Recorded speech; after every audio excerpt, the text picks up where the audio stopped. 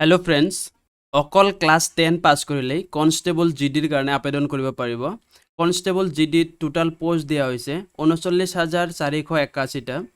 ইয়াৰ কাৰণে rifleman GD Assam rifle BSF CSF CRPF আদিৰ বাবে ভ্যাকেন্সি দিয়া হৈছে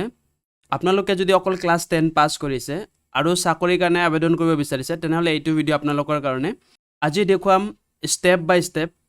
অকল মোবাইল ফোনটোৰে আপোনাৰ হাতত থকা মোবাইল ফোনটোৰে কেনেকৈ আপোনালোকে আবেদন কৰিব আৰু ফটো কেনেকৈ আপলোড কৰিব লাইভ ফটো আপোনালোকে আপলোড কৰিব পাৰিব কোনো ফটো দোকানৰ কোনো কম্পিউটাৰ দোকানত যাবলৈ প্ৰয়োজন নাই আপোনালোকে অকল মোৰ মোবাইলৰ স্ক্ৰিনটো ফলো কৰক এতিয়া মই মোবাইল স্ক্ৰিনত গৈ আপোনালোকক দেখাই আছো ইয়াত আপোনালোকে দেখা পাইছে নোটিছ দিছে কনস্টেবল জিডিৰ কাৰণে ইয়াত ৰাইফলমেন জিডি আসাম ৰাইফল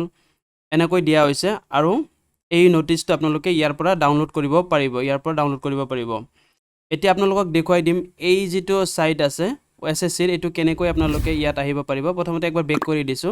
আপোনালোকে যিকোনো ব্ৰাউজাৰত গৈ এনেকৈ সাৰ্চ কৰি দিব ssc.gov.in বুলি সাৰ্চ কৰি দিব সাৰ্চ কৰি দিয়াৰ লগে লগে আপোনালোকে এই হোম পেজটো ইয়াত আহি যাব ইয়াত আপোনালোকে দেখা পাইছে নোটিফিকেশন কেটা দিয়া হৈছে এইটোৰ কাৰণে আপোনালোকে আবেদন কৰিব এতিয়া চাওক আপোনালোকে আবেদন কৰিবলৈ হলে এই নোটিছটো আপোনালোকে ভালকে চাই ল'ব লাগিব আপোনালোকে ইয়াত ক্লিক কৰি দিব চকুটোত ক্লিক কৰি দিব আপোনালোকে এইটো ডাউনলোড হৈ যাব আপোনালোকৰ সন্মুখত আৰু এইটো ওয়েবসাইট যেটো আছে এটো মোৰ ভিডিও ডেসক্ৰিপচনতো দিয়া থাকিব তাৰ পৰা আপোনালোকে এই নোটিছটো ডাউনলোড কৰি ল'ব পাৰিব আৰু ইয়াত সম্পূৰ্ণ ডিটেইলছখিনি চাই ল'ব পাৰিব ইয়াত আপোনালোকে দেখা পাইছে অনলাইন আবেদন চলিব এই 5 তাৰিখৰ পৰা 14 অক্টোবৰ লৈকে আপোনালোকৰ অনলাইন এপ্লিকেশন চলি থাকিব আৰু 15 অক্টোবৰ লৈকে আপোনালোকে পেমেন্ট কৰিব পাৰিব আৰু এটা কথা ইয়াত দিয়া হৈছে আপোনালোকে আবেদন কৰোতে যদি কোনো ধৰণৰ ভুল হৈছে তেনেহলে 5/11/2024 তাৰিখৰ পৰা 7/11/2024 তাৰিখলৈকে দুদিন সময় পাব আপোনালোকে কাৰেকচন কৰি ল'ব পাৰিব আৰু ইয়াৰ কাৰণে যেটো কম্পিউটাৰ বেস টেষ্ট হ'ব হেতু হ'ব জানুৱাৰী ফেব্ৰুৱাৰী 2025 চনত আপোনালোকক দেখাই দিছো জুম আউট কৰি ইয়াত আপোনালোকে দেখা পাইছে এইবোৰ এতিয়া তলৰ পিনে দেখাই দিছো ইয়াত টোটাল পোষ্ট দিছে 39481 আৰু ইয়াত চাওক মেল আৰু ফিমেল উভয় ক্যান্ডিডেটে আবেদন কৰিব পাৰিব আৰু ইয়াত ক্যাটাগৰি ওয়াইজ পোষ্ট কেটা ভগাই দিয়া হৈছে আপোনালোকে চাই ল'ব পাৰিছে আপোনালোকে যেটো বেসি পোষ্ট আছে হেতু ফাৰ্স্ট প্ৰিফাৰেন্স দিব এনেকৈ আপোনালোকে পোষ্ট কেটা সিলেক্ট কৰিব লাগিব আপোনালোকে আবেদন কৰিবলৈ হলে প্ৰথমতে বেক কৰিব লাগিব যেটো হোম স্ক্ৰিন আছিল এই যেটো SSCৰ ওয়েবসাইট আছিল ইয়াৰ তলৰ পিনে আপোনালোকে যাব লাগিব এনেকৈ তলৰ পিনে যোৱাৰ পিছত আপোনালোকে দেখা পাইছে ইয়াত কুইক লিংক আছে এই কুইক লিংকৰ তলত আপোনালোকে এপ্লাই বটনটো দেখা পাব এপ্লাই বটনত আপোনালোকে ক্লিক কৰি দিব ক্লিক কৰি দিয়াৰ লগে লগে আপোনালোকৰ সন্মুখত আহিব কনস্টেবল জিডিৰ কাৰণে আপোনালোকে এপ্লাই কৰিব নেকি ইয়াত লেখাটো আছে আৰু এক্সামিনেশন হ'ব 2025ত আৰু যদি বিতংকে চাব বিচাৰে ইয়াত ভিউলত চাব পাৰিব আৰু মই এতিয়া কি কৰিম এই এপ্লাই বটনটোত ক্লিক কৰি দিম এপ্লাইত ক্লিক কৰি দিছো ক্লিক কৰি দিয়াৰ পিছত আপোনালোকে দেখা পাইছে ৰেজিষ্ট্ৰেচন নম্বৰ পাসওয়াৰ্ড এইবোৰ বিচাৰিছে আৰু তলত এই ক্যাপচাটো ইয়াত বহাই আপোনালোকক লগইন কৰিবলৈ দিছে এতিয়া কথাটো হল আপোনালোকে যদি SSC পোৰ্টেলত ৰেজিষ্ট্ৰেচন কৰিছে SSCৰ MTS মাল্টিটাস্কিংৰ কাৰণে যদি আপোনালোকে আবেদন কৰিছিলে তেনেহলে আপোনালোকৰ ৰেজিষ্ট্ৰেচন কমপ্লিট আছে আৰু যদি ইয়াৰ আগত যেটো ssc.nic.in যেটো ওয়েবসাইট আছিল SSCৰ ফালৰ পৰা সেই ওয়েবসাইটটো এতিয়া নাই নতুন আপডেট কৰিছে এই আপডেট কৰা SSC পোৰ্টেলত আপোনালোকে নতুনকৈ ৰেজিষ্ট্ৰেচন কৰিব লাগিব যদি আপোনালোকে ৰেজিষ্ট্ৰেচন কেনেকৈ কৰে ভিডিওটো পাব বিচাৰে তেনেহলে আপোনালোকে এই আই বটনত থকা ভিডিওটো আপোনালোকে চাই ল'ব পাৰিব ইয়াত সম্পূৰ্ণ বিতংকৈ কোৱা হৈছে কেনেকৈ আপোনালোকে ৰেজিষ্ট্ৰেচন কৰিব লাগিব এতিয়া মই কি কৰিম লগইন কৰি দিম ইয়াত লগইন কৰিবলৈ হলে ইয়াত ৰেজিষ্ট্ৰেচন নম্বৰটো আৰু পাসওয়াৰ্ডটো বহাব লাগিব ৰেজিষ্ট্ৰেচন নম্বৰ আৰু পাসওয়াৰ্ডটো ভৰাই লগইন কৰি দিম পাসওয়াৰ্ড আৰু ৰেজিষ্ট্ৰেচন নম্বৰটো আহি গৈছে এতিয়া ক্যাপচাটো ভৰাই আছো লগইনত ক্লিক কৰি দিছো ক্লিক কৰি দিয়াৰ পিছত আপোনালোকে প্ৰফাইলটো দেখা পাব ৰেজিষ্ট্ৰেচন কৰা হৈছে যদি আপোনালোকৰ এই প্ৰফাইলটো ইয়াত শো কৰিব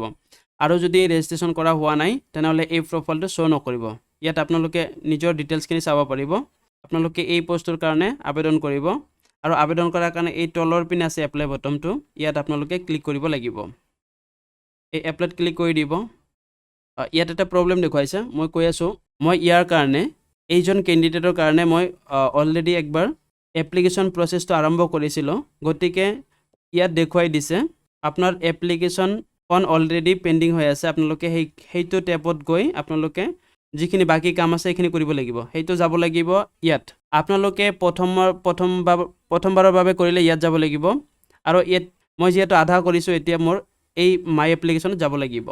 মাই এপ্লিকেশনত যোৱাৰ পিছত আপোনালোকে দেখা পাইছে ইফালে কন্টিনিউ বটম আছে এই কন্টিনিউ বটমটোত ক্লিক কৰিব লাগিব ইয়াত এই ৰঙা আখৰটোত কি কৈছে আপোনালোকে চাই ল'ব ইয়াত কৈছে আপোনালোকৰ কাৰণে সিৰিয়াল নম্বৰ 1 ৰ পৰা 18 লৈকে অটোমেটিকলি ফিল আপ থাকিব যেহেতু আপোনালোকে ওৱান টাইম ৰেজিষ্ট্ৰেচন কমপ্লিট কৰিছে আৰু এতিয়া যদি আপোনালোকে এই এপ্লিকেশন কৰোতে যদি এই 18 নম্বৰ সিৰিয়াল লৈকে যদি কোনো ধৰণৰ মিছমেচ পাইছে ভুল পাইছে তেনেহলে আপোনালোকে কি কৰিব লাগিব মই আগৰ ভিডিওটোত কৈছো যেটো ভিডিওত মই এসএসসিৰ OTR কেনেকৈ কমপ্লিট কৰে সেই ভিডিওটোত মই অলৰেডি জনাইছো এডিট কেনেকৈ কৰিব পাৰিব কোড গলে আপোনালোকে এডিট কৰিব পাৰিব অন্যথা ইয়াত 18 নম্বৰ লৈকে আপোনালোকে একো কৰিব নালাগে এডিট কৰিব নালাগে আপোনালোকে নেক্সট বটমটোত ক্লিক কৰি দিব লাগিব ইয়াত আপোনালোকে দেখা পাইছে সাকসেসফুলি দেখুৱাই দিছে ওকে কৰি দিছো আৰু নেক্সট পেজটোত গুছি গৈছে এতিয়া আপোনালোকৰ হাইয়েষ্ট কোৱালিফিকেশনটো ইয়াত সিলেক্ট কৰিব লাগিব যেটো ক্লাস 10+2 আছে ক্লাস 10+2 টো সিলেক্ট কৰিছো details of qualifying education qualification ইয়াৰ পৰা ক্লাস 10 পাস টো সিলেক্ট কৰি লৈছো ইয়াত কৈছে please refer to the notice of examination para number 7.1 7.2 আপোনালোকক 7.1 আৰু 7.2 টো দেখুৱাই দিছো the candidate must have passed the matriculation class 10 pass হ'ব লাগিব 1/1/2025 তাৰিখৰ আগত আৰু 7.2 টোত কৈছে 1/1/2025 তাৰিখৰ আগত মেট্ৰিক পাস যদি কৰা হোৱা নাই তেনেহলে কিন্তু আবেদন কৰিব নোৱাৰিব ইকিউ ষ্টেটাছত আপোনালোকৰ ওৱান টাইম ৰেজিষ্ট্ৰেচন জট কৰিছে তাৰ পৰা ইয়াত ডাটাৰখিনি ইয়াত লৈকে আহি গৈছে আৰু এটা কথা আপোনালোকে যদি এই কোভিড-19 ৰ কাৰণে 2020-21 ত পাস কৰিছে আৰু পাৰ্সেন্টেজ যদি পোৱা নাই তেনেহলে আপোনালোকে ইয়াত এনএ বুলি লিখিব লাগিব এই যেটো এনএ আছে এই এনএ টো ইয়াত লিখিব লাগিব আৰু যদি পাৰ্সেন্টেজটো পাইছে ইয়াত আপোনালোকে পাৰ্সেন্টেজটো এন্টাৰ কৰিব লাগিব ইয়াত সক পাসৱৰ্ডটো ভৰাই দিছো এতিয়া সেভ ইয়াত 7 নেক্সটত যাব লাগিব এতিয়া 7 নেক্সট কৰি দিম এতিয়া আপোনালোকে দেখা পাইছে সাকসেসফুল হৈ গৈছে ওকে কৰি দিছো ইয়াত এডিশনাল ইনফৰমেশন আছে whether you are ex serviceman যেটো ex serviceman নহয় নো কৰি দিছো 22 নম্বৰ পইণ্টত দিয়া হৈছে আপুনি কি এজ ৰিলেক্সেশন বিচাৰে নেকি যদি আপোনালোকে এজ ৰিলেক্সেশন বিচাৰিছে ইয়াত আপোনালোকৰ এজ দিয়া হৈছে 18 বছৰৰ পৰা 23 বছৰ লৈকে আবেদন কৰিব পাৰিব যদি আপোনালোকে এচসি এসটি ওবিসি তেনেহলে আপোনালোকে এজ ৰিলেক্সেশন লাভ কৰিব যদি আপোনালোকৰ বয়স 24-25 বছৰ হৈ গৈছে আৰু যদি এচসি ক্যাটাগৰীত বিলং কৰে তেনেহলে আপোনালোকে 5 বছৰ বেছিকে পাব এসটি হলে 5 বছৰ বেছিকে পাব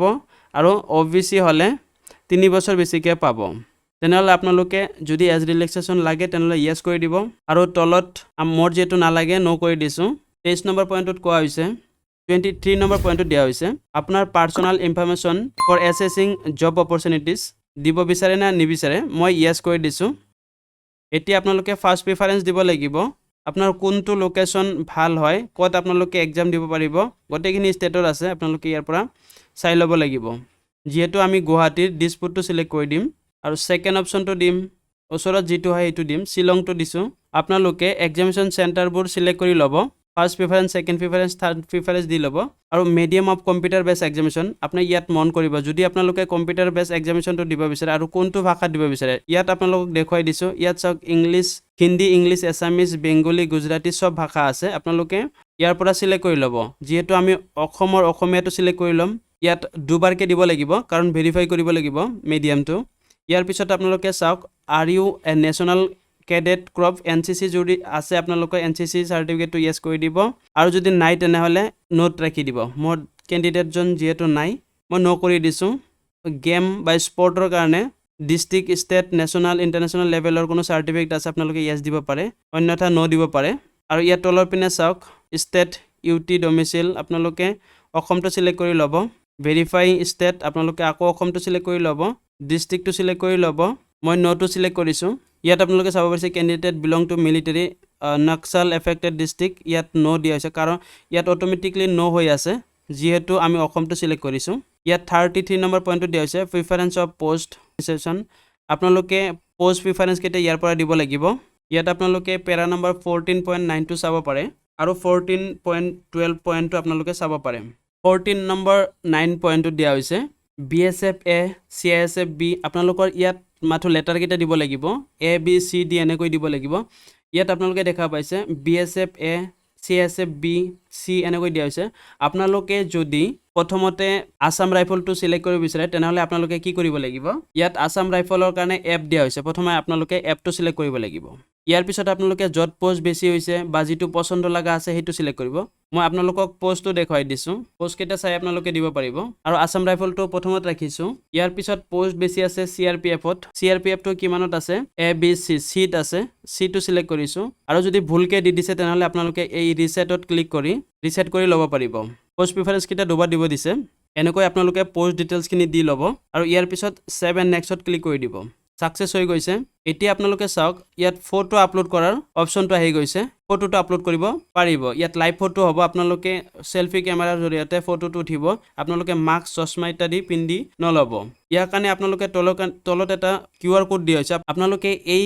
স্ক্যানাৰটো ব্যৱহাৰ কৰি SSC যেটো মাই SSC এটা এপ্লিকেশন আছে হেতু আপোনালোকে ডাউনলোড কৰি ল'ব পাৰিব আৰু তাৰ পৰা ফটোটো আপলোড কৰিব ল'ব পাৰিব ইয়াৰ পিছত আপোনালোকে চাব সিগনেচাৰটো আপলোড কৰিবলৈ দিছে মই ফটোটো আপলোড কৰি লৈছো প্ৰথমতে আপোনালোকৰ যদি ফটোটো ক্লিয়াৰ হোৱা নাই তেনেহলে ক্যাপচাৰ এগেইনত ক্লিক কৰি দিব আৰু ফটোটো পুনৰবাৰ ল'ব এই যেটো এপ্লিকেশন আছে এটো আপোনালোকে ডাউনলোড কৰি ল'ব ইয়াত আপোনালোকে দেখা পাইছে প্ৰথমতে ইউজাৰ নেম আৰু পাসওয়াৰ্ডটো দিব লাগিব আৰু ইয়াৰ পিছত এই ক্যাপচাৰটো ইয়াত ভৰাই লগইন কৰি দিব লাগিব ইয়াৰ পিছত আপোনালোকে একসেপ্টত ক্লিক কৰি দিব ক্লিক কৰি দিয়াৰ পিছত আপোনালোকে প্ৰিভিউ ডিটেইলছটো চাব পাৰিব ইয়াত ক্লিক কৰি এতিয়া আপোনালোকে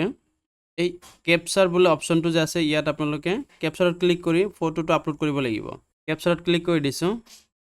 আপোনালোকে ইয়াত দেখা পাইছে চশমা পিন্ধিলে নহব মাস্ক দিলে নহব আৰু ফটোটো কলা হলে নহব ফটোটো শাৰ্পনেস থাকিব লাগিব এতিয়া আপোনালোকে এই কোণাত ইয়াত আপোনালোকে ক্লিক কৰি দিব লাগিব আৰু আই একসেপ্টত ক্লিক কৰি দিব লাগিব দুই তিনবাৰ ক্লিক কৰাৰ পিছত ফটো আপলোড সাকসেসফুলি দেখুৱাইছে আপোনালোকে তলত দেখা পাইছে ফটো আপলোড সাকসেসফুলি এতিয়া আপলোড অপচনটোত ক্লিক কৰি দিব লাগিব সাকসেসফুল দেখুৱাই দিছে ফটোটো ৰিটাৰ্ন হৈ গৈছে আকৌ এতিয়া ফটোটো শো কৰিছে এতিয়া আকৌ ক্ৰম ব্ৰাউজাৰত গুচি যাম এতিয়া আপোনালোকে চাব পাৰিছে ইয়াত ফটোটো আহি গৈছে আৰু সিগনেচাৰটো আপলোড কৰি দিছো সিগনেচাৰটো আপোনালোকে 10 কেবিৰ পৰা 20 কেবি হ'ব লাগিব আৰু জেপিজি নাইবা জেপিজি ফৰমেট হ'ব লাগিব এটা আপোনালোকে দেখা পাইছে সিগনেচাৰ আপলোড হৈ গৈছে এতিয়া 7 নেক্সটত ক্লিক কৰি দিম ওকে কৰি দিছো এতিয়া 5 নম্বৰটো বাকি আছে এতিয়া ফাইনাল প্ৰিভিউ আহিছে ইয়াত চাই ল'ব পাৰিব ভুল হৈছে না নাই যদি ভুল হৈছে প্ৰত্যেকটো লাইনতে এডিটৰ অপচনটো আছে ইয়াতো আছে দেখা পাইছে এনেকৈ গটেখিনি আছে আপোনালোকে চাই ল'ব আৰু হেকত সেভ এণ্ড নেক্সটত ক্লিক কৰি দিব ক্লিক কৰি দিছো এটা ডিক্লেৰেচন আহিছে আই এগ্ৰি আৰু এই ক্যাপচাৰটো ইয়াত ভৰাই ল'ব আৰু সাবমিটত ইয়াত ফাইনাল সাবমিটত ক্লিক কৰি দিব ইয়াত আপোনালোকে দেখা পাইছে from receive successfully content verification pending এতিয়া চাওক আপোনালোকে যদি আপোনালোকে জেনাৰেল কাষ্টৰ পৰা বিলং কৰে তেনেহলে আপোনালোকে 100 টকা এটা পে কৰিব লাগিব যেহেতু মই ক্যান্ডিডেটজন এচসি আছিল গটিকে কোনো ফিজ দিব নালাগে এতিয়া এপ্লিকেশনখন প্ৰিন্ট কৰিব পাৰিম আৰু আপোনাৰ এপ্লিকেশনখন সাকসেসফুল হৈ গৈছে এনেকৈ আপোনালোকে এসএসসিৰ কনষ্টেবল জিডিৰ কাৰণে আবেদন কৰি ল'ব পাৰিব এইটো চেনেলৰ জৰিয়তে চাকৰিৰ লেটেষ্ট ভিডিও আপলোড কৰা হয় গটিকে চেনেলটো সাবস্ক্ৰাইব কৰি ৰাখিব আৰু কাষত থকা বেল আইকনটো দবাই ল'ব ধন্যবাদ